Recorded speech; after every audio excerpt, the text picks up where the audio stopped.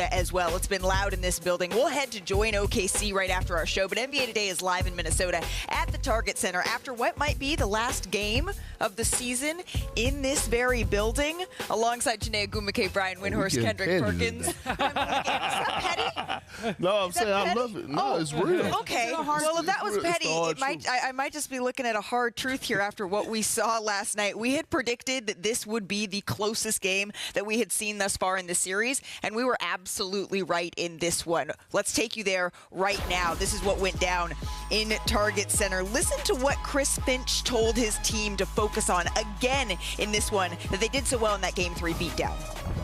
Don't forget, the heart of what we were talking about before going into that game was take Holmgren out of the game. Take Williams out of the game.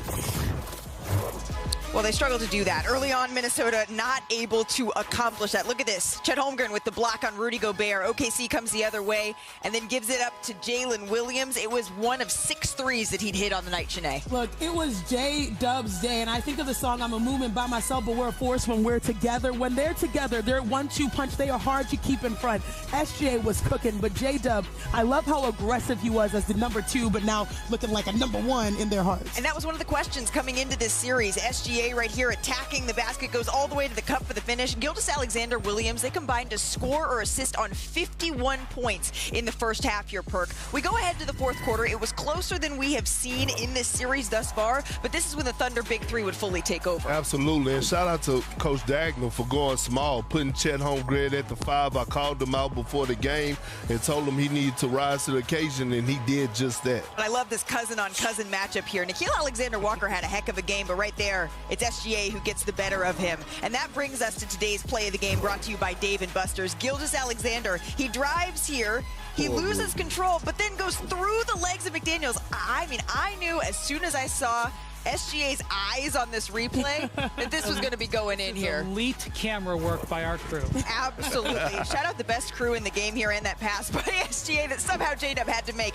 And then again right here, he came up clutch when the Thunder needed him the most, Shanae. Yeah, 6 threes, that was the separator, the three-point shot amongst star players. And what I love is that he was competing, he was doing it on both ends. And OKC shooting so well off SGA's passes there. Here, McDaniels drives, and it's Chet's defense meets him at the rim. God, what a play. A huge block, one of 3 he had in this one. The Thunder Big Three, I know we talk about, oh, Big Threes are dead. Not in OKC. They scored 34 of the team's 38 points in the fourth quarter. The Thunder win a close one, 128-126. They are in the driver's seat with a 3-1 series lead. But on the flip side here, Brian, from Minnesota, their stars, they really struggled. Yeah, look, they needed big games from their best 2 players, and you can debate about what happened with the shots because they made sure that they didn't get shots off, but the 10 turnovers between them, that was what was killer. Turnovers were a big part of this game. Here's Anthony Edwards after the game on his performance. They didn't really let me get too many shots off. They did a good job of that. Every time I had the ball, they showed me a major crowd, so just making the right play, getting off of it. And my guys hit shots tonight, so big shout out to them. I don't look at it like I struggled or he struggled. They had a good game plan, making us get off the ball.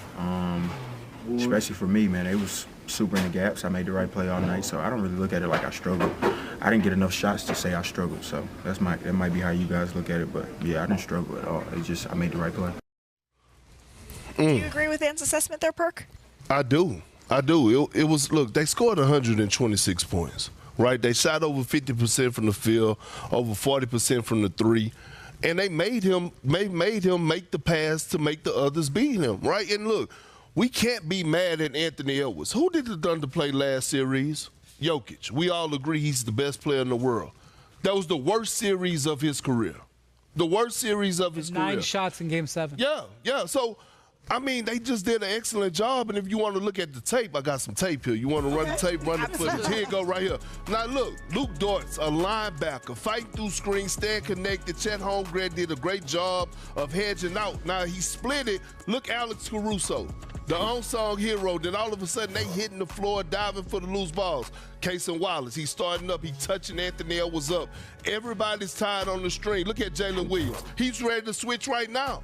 He switches out. They have to go to the opposite side. Active hands. Anthony's over there. He's like, what the hell you want him to do? Yeah, he's got 3 different guys in his face every single time. I have to agree with Perk. I know that it wasn't the type of game that the Wolves and their fans wanted. he was double teamed 100% of his drives. The Thunder came in with a game plan. Somebody else is going to beat us. It is not going to be Ant again, especially the way Ant came out in game 3. Look at that, 91. I mean, what is he supposed to do? Do you want him shooting 1 into 3? Look, you can, the turnovers, absolutely, because turnovers are death. If you're going to complain about something, complain about Julius Randle. He's 1 of 7 with 5 turnovers in this game. Randle averaging 3 assists in this series when he averaged 7 last game. I think he played the correct way. It wasn't the ideal way. As Perk said, they scored 41 points in the fourth quarter. That is a brilliant quarter. It was not because of Ant. It was because of the turnovers and the offensive rebounds. That's why they lost. The biggest difference from game 3 to game 4 was Ant's level of aggression. And I understand that double teams and traps and blitzes and having 100% of a help defender on a drive really hurts your ability to really be off, to go off, especially offensively. But when I think about it, we're all teammates here. If you have a teammate that is the best player on your team, that is at home in the Western Conference Finals, in the playoffs, that only shoots the ball twice and a half, to me, that's a failure on all parts. Because you need him to stay in attack mode. We saw what attack mode. What number would be right? Would 4 be correct? Would it be okay? Would 7? I think Shea shot the ball how many times yesterday? Yeah, but the difference between Shea and SGA is that Shea and Ant, Oh, excuse me. SGA There's a difference between Shea and SGA sometimes, too. SGA raises his level. My bad. SGA and Ant is that SGA, actually, his number 2 came to play.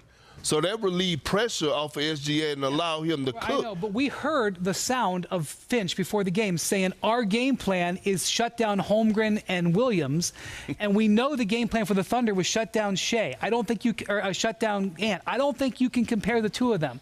I think 2 totally different situations. I think a lot of times in this NBA playoffs, you see coaches get locked into their game plan over 4 quarters, which is true, but sometimes you don't adjust in real time to really help your team and your players. Because the biggest issue is in the fourth quarter, Ant was 2 for 6. And I remember, I think he got 1 or 2 looks at 3, and like everyone in their seats were ready to erupt because it was almost a wide open look, but he didn't have the requisite aggression or rhythm. I remember after he missed a shot, he hit himself on the head. I was like, man, I really wanted to make that. That to me was the issue. You got to let Ant. Very fair point by you, who is a player, but I will just say they scored 41 points on 50% shooting in the fourth quarter against one of the best defenses we've ever seen. It's very hard for me to find criticism when they score 128 points.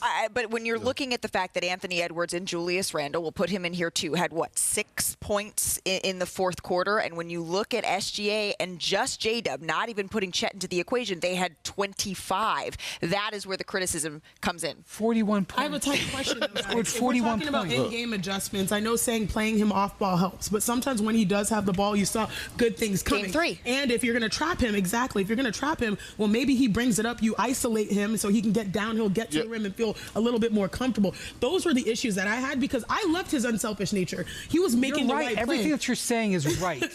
But at one point in the third quarter of this game, the Thunder had 23 more shots than the Wolves.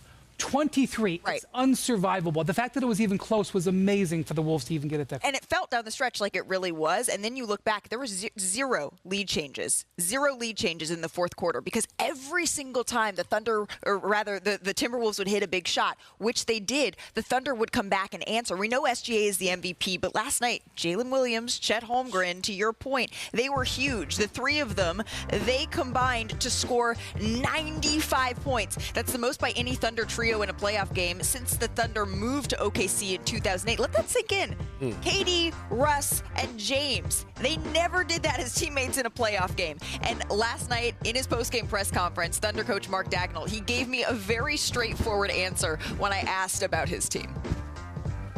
What did you learn about this young group now 1 win away to come back and win that way? I learned nothing, This is, they're easy to bet on. This team's easy to bet on. We're still growing. These are all new experiences for us, and we have to handle that correctly. But, from a resilience standpoint, this is the last group of guys you need to worry about. So he says he learned nothing, but Brian, did you? Man, I love that so much because a little bit of arrogance from Mark Dagnall. We never see it. But yes, he did learn something. He learned that J-Dub can do this because I'm actually going to call him Jalen Williams, Mr. Jalen Williams. I'm going to use his full government name because there was questions about whether this guy could deliver in the Absolutely. He's had struggles in these moments before. He's worked extremely hard to prepare himself for this. This was the best game of his career. Highest ever in a playoff game, most three-pointers he's ever made. And didn't it feel like every one of those shots was a big shot? Yep. Especially that one between the legs on the Shea pass. And I also want to point out, Chet Holmgren backing that up with great defense and offense. This is the Thunder's bet. Their bet is that these three guys are good enough to win it all, and they're proving it. And they hadn't proven it before. And that's why I did learn something. I appreciate that Mark Daigneault is giving his team back up, but I think we all learned something about them. You know, in a few weeks, when all is said and done, you know, when you have the trophy and you have the confetti, you look back on championship moments. And I feel like for the Oklahoma City Thunder, we witnessed one. It happened with 3:30 left in the game, and that was the play that you're talking about, Wendy. Right here, Shea's in the splits. He's really in basketball purgatory. And when I watched him, you know, just really navigate, throwing the ball literally to his teammate in between the legs for J-Dub to really knock down that shot, to me, I was like, wow, this team has arrived. They're dealing with adversity. They're learning on the fly. You need those types of buckets in these types of arenas on the road. I was just like, wow, we might be watching the birth of a champion in Oklahoma City. I learned something. I learned something about Coach Daigneault, that I've been disrespecting him all season long. He's one of the best coaches in the game. Sam Presti gave him the recipe. He gave him the crab meat. He gave him the sausage. He gave him all this. But he made that gumbo taste good, right? You got 12 deep. All of those guys are bought in. They have the right energy. They all is about winning. You think about the kid, Jalen Williams, played all series against Denver, not really getting no minutes, right? And then all of a sudden he go to this small ball and he challenged Chet Holmgren.